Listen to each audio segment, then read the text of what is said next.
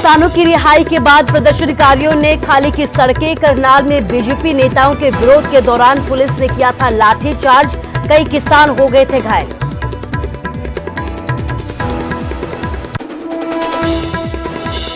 किसानों पर लिए एक्शन पर विपक्ष का रिएक्शन। किसानों पर लाठीचार्ज की कांग्रेस ने की निंदा, कहा यह बेहद निंदनीय और कायरतापूर्ण कार्य। लाठीचार्ज न सिर्फ अलोकतांत्रिक बल्कि अमानवीय भी।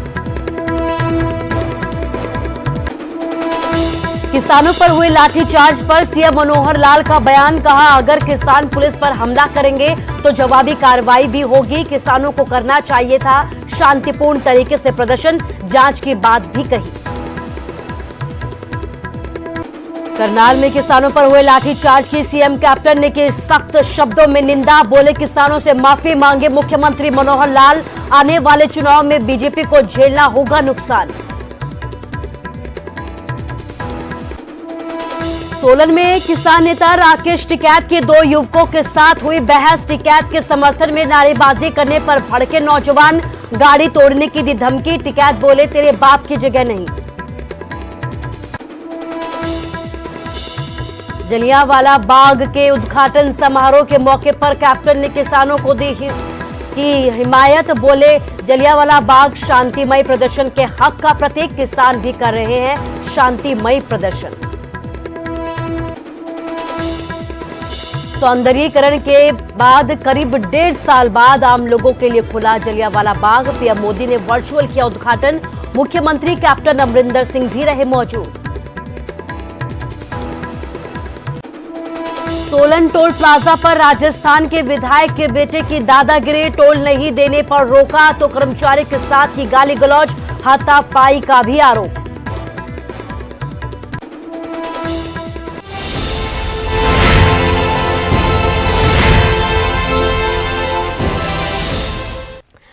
नमस्कार, स्वागत है आपका न्यूज 18 पंजाब हरियाणा हिमाचल में। मैं हूं आपके साथ कुसुम रावत। बुलेटिन का आगाज एक बार फिर से करनाल की खबर के साथ करेंगे। हरियाणा में किसानों ने हाईवे के जाम को अब हटा दिया है। जिस तरीके से करनाल में किसानों के साथ मारपीट की गई थी, किसानों पर लाठीचार्ज किया गया था, उसके बाद किसानों ने कई हाईवे को जाम कर दिया था और 5 बजे के बाद किसानों ने धीरे धीरे करके हरियाणा के सभी हाईवे को खोलना शुरू कर दिया था। तो कुल मिलाकर अभी देखा जाए तो हाईवे पूरी तरीके से खाली हो गए हैं। किसानों की रिहाई के बाद ये पूरे हाईवे खोले गए हैं। करनाल के घरौंडा से ये पूरा विवाद शुरू हुआ था। बीजेपी नेताओं की गाड़ियां रोकने पर पूरा विवाद शुरू हुआ। पुलिस ने किसानों पर 2 बार लाठीचार्ज किया था। पुलिस ने प्रदर्शनकारियों को इस दौरान हिरासत में भी लिया। इसके बाद किसानों ने कई हाईवे को जाम कर दिया था। कई जगहों पर प्रदर्शन किया गया, कई जगहों पर हल्ला बोल किया गया। लेकिन इसके कुछ ही वक्त बाद जब गिरफ्तार किसानों को रिहा कर दिया गया, तब किसानों ने धीरे धीरे करके सभी हाईवे को खोलना शुरू कर दिया। तो करनाल की ये तस्वीरें हैं, कल की ये तस्वीरें हैं जहां पर बीजेपी नेताओं के विरोध के लिए किसान पहुंचे थे। लेकिन इसी दौरान बीजेपी नेताओं के विरोध के वक्त पुलिस के साथ किसानों की भिड़ंत हो गई और पुलिस ने किसानों पर लाठीचार्ज किया और इस लाठीचार्ज में कई किसान घायल हो गए।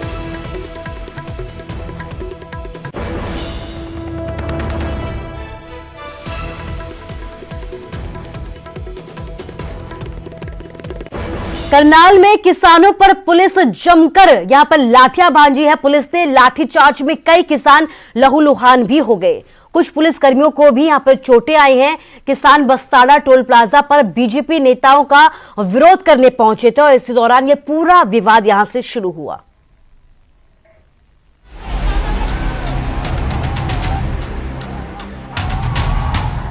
ये तस्वीरें करनाल के बस्ताड़ा टोल प्लाजा की है, जो जंग का मैदान बन गया जब पुलिस ने किसानों पर लाठीचार्ज कर दिया। किसानों को दौड़ा दौड़ा कर पीटा। किसान अपने आप को बचाने के लिए खेतों में दौड़ पड़े। बता दें कि करनाल में बीजेपी का कार्यक्रम था जिसमें सीएम मनोहर लाल समेत बीजेपी के तमाम बड़े नेताओं को शिरकत करनी थी। इसी का बस्ताड़ा टोल प्लाजा पर बैठे किसानों ने विरोध किया। बीजेपी नेताओं को काले झंडे दिखाए जा रहे थे। किसानों को रोकने के लिए पुलिस ने ताकत का इस्तेमाल किया। बीजेपी नेताओं को रोकने की कोशिश कर रहे किसानों पर लाठीचार्ज किया। बीजेपी नेताओं का विरोध करने के लिए किसान बस्ताड़ा टोल प्लाजा पर इकट्ठे हो जाते हैं और उसके बाद पुलिस और किसानों के बीच टकराव की स्थिति पैदा हो जाती है। किसानों और पुलिस के बीच जब टकराव की स्थिति पैदा होती है तो फिर बल प्रयोग होता है और कई किसान घायल हो जाते हैं और उसके बाद कई बार लाठीचार्ज हुआ है। लेकिन फिलहाल जो स्थिति है वो ये है कि बस्ताड़ा टोल प्लाजा पर किसान बैठे हैं और नेशनल हाईवे को जाम कर दिया।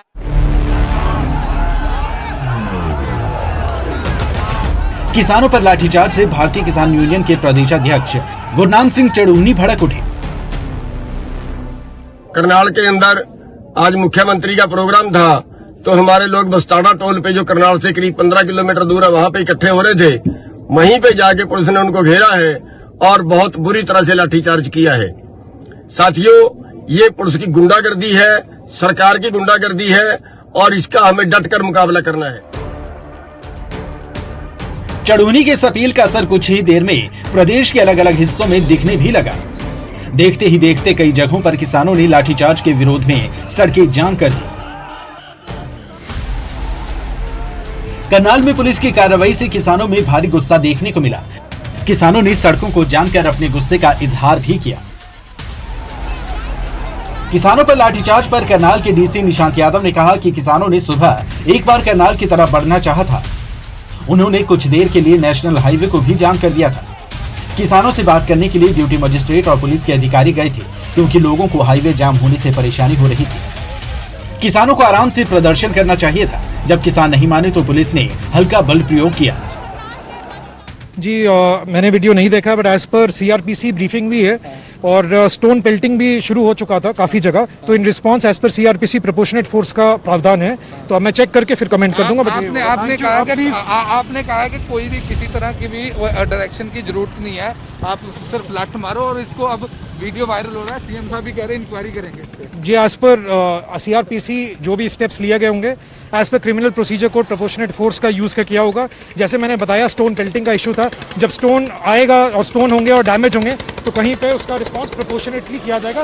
और वो ब्रीफिंग का पार्ट था प्रोपोर्शनेटली कि पहले वाटर कैनन ये वाला थिंग है और बाकी मैं चेक करके फिर आपको रिस्पॉन्ड कर दूंगा। Thank you. बता दें कि करनाल शहर में बीजेपी की संगठनात्मक बैठक थी, लेकिन करनाल पुलिस और प्रशासन ने शहर में एंट्री के सभी पॉइंट्स बंद कर रखे हैं। इसलिए किसान शहर के अंदर नहीं घुस पाए। किसानों ने शहर में कूच करना चाहा, लेकिन पुलिस ने उन्हें घुसने नहीं दिया। लेकिन यह मालूम नहीं था कि इस तरह पुलिस किसानों पर टूट पड़ेगी और किसानों पर लाठीचार्ज करेगी। हिमांशु नारायण, न्यूज़ 18 करनाल। करनाल में किसानों पर हुए लाठीचार्ज के विरोध में विपक्षी दलों ने मनोहर सरकार को जमकर घेरा है। कांग्रेस ने बीजेपी को किसान विरोधी करार दिया है, तो वहीं इनेलो नेता अभय चौटाला ने कार्रवाई को बेहद निंदनीय और कायरतापूर्ण बताया है।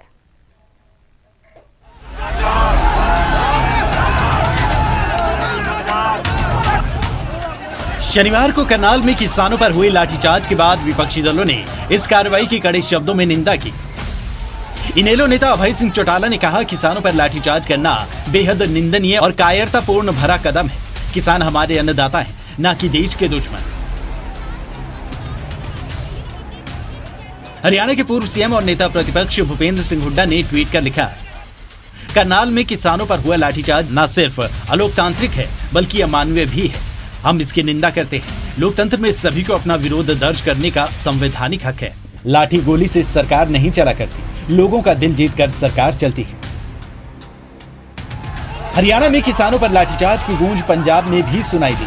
कांग्रेस नेता राजकुमार वेरका ने किसानों पर की गई कार्रवाई की निंदा की और कहा कि बीजेपी किसान विरोधी है। निहत्थे किसानों पर लाठीचार्ज करके उसने अपना चेहरा साफ कर दिया। ਅੱਜ ਸਾਡੇ ਕਿਸਾਨਾਂ ਦੇ ਉੱਪਰ ਨਿਹੱਥੇ ਕਿਸਾਨਾਂ ਦੇ ਉੱਪਰ ਇਹ ਲਾਠੀਚਾਰਜ ਕੀਤਾ ਹੈ। ਇਹ ਇਰਾਦਾ ਬੀਜੇਪੀ ਦਾ ਇਹ ਚਿਹਰਾ ਸਾਫ਼ ਹੁੰਦਾ ਹੈ ਕਿ ਉਹ ਕਿਸਾਨਾਂ ਨੂੰ ਦਬਾਉਣਾ ਚਾਹੁੰਦੇ ਹੈ, ਕਿਸਾਨਾਂ ਨੂੰ ਜਲੀਲ ਕਰਨਾ ਚਾਹੁੰਦੇ ਹੈ। कांग्रेस के राष्ट्रीय प्रवक्ता रणदीप सिंह सुरजेवाला ने मनोहर सरकार को निशाने पर लिया और कहा कि करनाल में हर हरियाणवी की आत्मा पर लाठियां बरसाई। सरकार ने करनाल में बेरहमी और बर्बरतापूर्ण लाठीचार्ज कर एक बार फिर अंग्रेज के जनरल डायर की याद दिला दी। विपक्ष ने हरियाणा सरकार को घेरा तो सत्ता पक्ष की ओर से भी जवाब आना लाजिमी था। अगर वो उन्होंने कोई प्रदर्शन करना था शांतिपूर्वक करते, कहीं कोई आपत्ति नहीं थी। पहले उनकी और एक समय में हमारी उनकी अंडरस्टैंडिंग बनी थी कि शांतिपूर्वक प्रदर्शन करेंगे, लेकिन उस शांतिपूर्वक प्रदर्शन में अगर वो पुलिस के ऊपर पत्थर मारते हैं, हाईवे को जाम करते हैं, तो लॉ एंड ऑर्डर को मेंटेन करने के लिए पुलिस को भी कुछ काम करना होगा। किसानों के बहाने एक बार फिर हरियाणा की राजनीति गर्मा गई है। विपक्ष ने मनोहर सरकार को न सिर्फ घेरा बल्कि किसानों का भी खुलकर समर्थन किया। इससे पहले कुरुक्षेत्र के पीपली में किसानों पर जो लाठीचार्ज हुआ था उसने भी काफी तूल पकड़ा था और उसके बाद दिल्ली की सरहदों पर शुरू हुए किसान आंदोलन में उसका असर भी देखने को मिला था। अब करनाल में किसानों पर लाठीचार्ज का मामला भी बढ़ता जा रहा है। किसान भी अपनी आगे की रणनीति बना रहे हैं। चंडीगढ़ से अंकित दुदानी के साथ पंकज कपाली, न्यूज़ 18 हरियाणा। तो वहीं राज्यसभा सांसद दीपेंद्र हुड्डा ने किसानों पर हुए लाठीचार्ज की कड़े शब्दों में निंदा की है और मनोहर सरकार से इस्तीफे की मांग भी की है। जो आज किसान का जो लहू बहा है, देश को सोचना चाहिए। हम देशवासियों से न्याय की मांग करते हैं। निहत्थे शांति प्रिय आंदोलन में 10 महीने से बैठे किसानों के ऊपर अगर इस बर्बरता से पुलिस बल का प्रयोग किया जाएगा इस देश में, तो कहाँ संविधान है, कहाँ लोकतंत्र है। आज लोकतंत्र की हत्या हरियाणा के अंदर हुई है। आज इस हरियाणा सरकार, खट्टर और दुष्यंत सरकार, आज जो भी नैतिक अधिकार इनका सत्ता में रहने का था वो आज सारा धराशायी हो गया। इनके पास कोई अधिकार नहीं बचता। इनको इस्तीफा दे देना चाहिए तुरंत और देशवासियों को सोचना चाहिए। हम देशवासियों से न्याय की गुहार करते हैं। जिस प्रकार से एक अधिकारी ने खुलेआम, जब वो शांति से बैठे थे किसान, उस समय कहा कि देखते ही सर पे लठ मारो, क्या ये किसी अपने दूसरे देशवासी के लिए किसी और को कहने का अधिकार है? और उधर हिमाचल के सोलन में किसान नेता राकेश टिकैत के कार्यक्रम में हंगामा हो गया। टिकैत और 2 युवकों के बीच यहां पर जमकर बहस हुई है। युवकों ने गाड़ी तक तोड़ने की यहां पर धमकी दे डाली। आखिर पूरे विवाद की वजह क्या रही, इस रिपोर्ट के जरिए देखिए।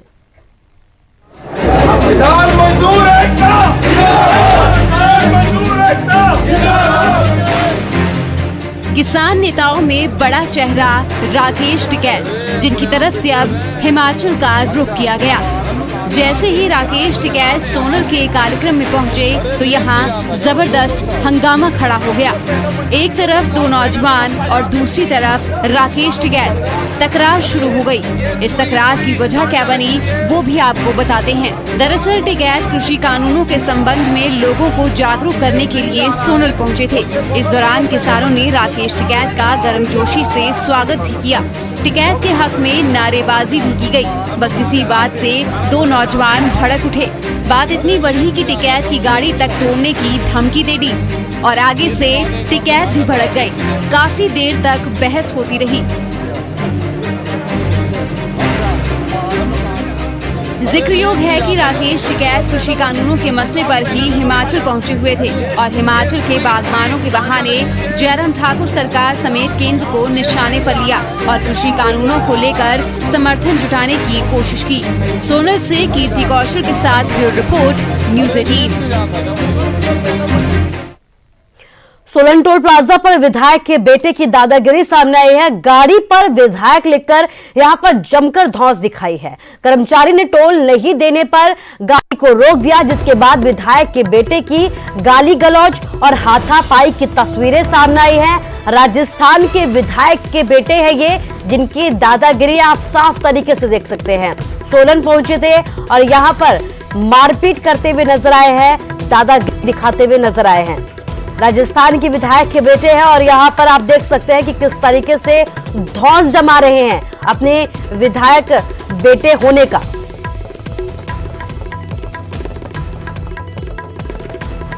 आया कल विधायक लिखा हुआ था उसने, राजस्थान की गाड़ी थी।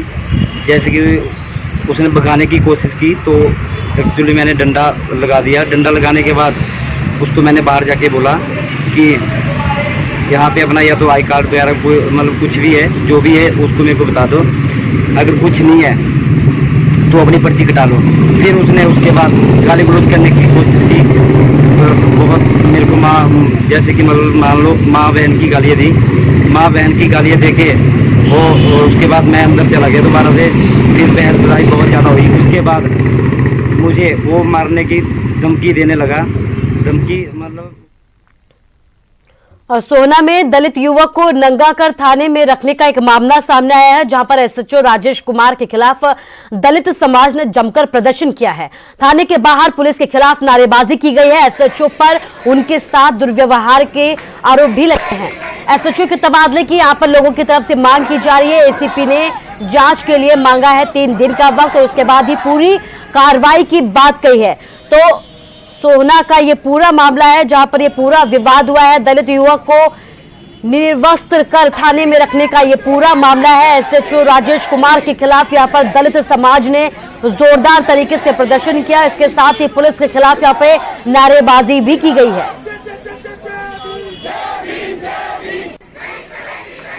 से झगड़े में 2 पार्टियों में जब गुस्सा शांत हुआ दूसरे दिन, तो वो थाने में आए। पहले दिन उन्होंने गुस्से में एप्लीकेशन दे दी एक दूसरे के खिलाफ, लेकिन जैसे ही गुस्सा शांत हुआ वो थाने में आए।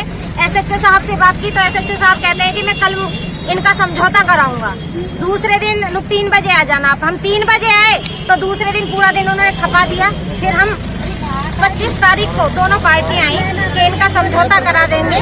समझौते के नाम पर उनको बुला लिया और उनके कपड़े उतार के दोनों पार्टियों के, दोनों दलित समाज के उनके कपड़े उतार के एसएचओ साहब ने लॉकअप में डाल दिया बिना किसी रीजन के। जबकि जब दोनों पार्टियां समझौता करना चाहती हैं, दोनों पार्टियों का मामूली झगड़ा हुआ है, इतना बड़ा कोई इशू नहीं था। स्थानीय पुलिस है, उसने इनके खिलाफ जो प्रिवेंटिव एक्शन किया है वो इनके मुताबिक ये है कि हमारा समझौता हो चुका था, उसके बावजूद भी पुलिस ने प्रिवेंटिव एक्शन किया है हमारे अगेंस्ट में। तो उससे ये सेटिस्फाइड नहीं है लोग और ये चाहते हैं कि उसमें अगर कोई पुलिस वाला दोषी है तो उसके खिलाफ कार्रवाई की जाए। तो उसका जो है ये ज्ञापन अभी कुछ देर में लोग दे रहे हैं। हिमाचल के मुख्यमंत्री जयराम ठाकुर ने शनिवार को मनाली वासियों को करोड़ों की सौगात दी है। सीएम ने करीब 100 करोड़ रुपए की परियोजनाओं का यहां पर उद्घाटन और शिलान्यास किया है। इस दौरान मुख्यमंत्री ने कहा कि प्रदेश कोविड महामारी के लिए टीकाकरण की पहली डोज के 100% कवरेज के लक्ष्य को प्राप्त करने की ओर अग्रसर है। पीएम नरेंद्र मोदी ने भी इस उपलब्धि के लिए उन्हें बधाई दी है। उन्होंने कहा कि इसका श्रेय प्रदेश के डॉक्टर्स और पैरामेडिकल कर्मचारियों की कड़ी मेहनत और समर्पण को जाता है।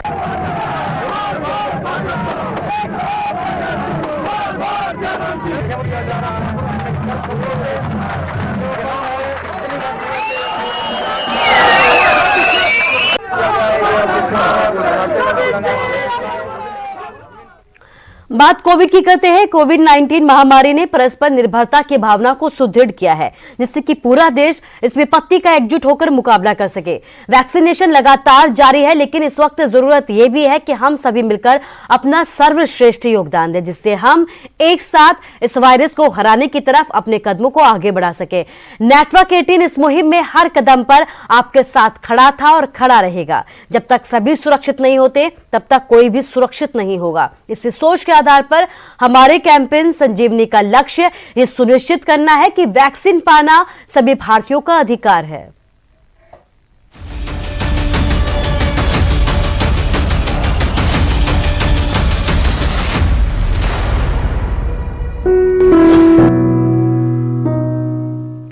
और अब बात टीके से जुड़ी कुछ जानकारी और सवालों की करते हैं कि क्या सैनिटाइजर हानिकारक है, क्या टीके आपके डीएनए को संशोधित करते हैं, क्या टीकाकरण आपको कोविड-19 से संक्रमित कर सकता है। अगर ऐसे कुछ सवाल आपके मन में भी हैं, तो अब इन सभी प्रश्नों के उत्तर आपको एक जगह आपके फोन पर मिल पाएंगे, क्योंकि नेटवर्क 18 और फेडरल बैंक के राष्ट्रव्यापी वैक्सीन जागरूकता अभियान के तहत कोविड-19 के खिलाफ Sanjeevani a shot of life Sanjeevani WhatsApp helpline number शुरू की गई है। आपको बस 7977773753 नंबर पर व्हाट्सएप करना है और आपको आपके प्रश्नों के उत्तर तुरंत प्राप्त हो जाएंगे।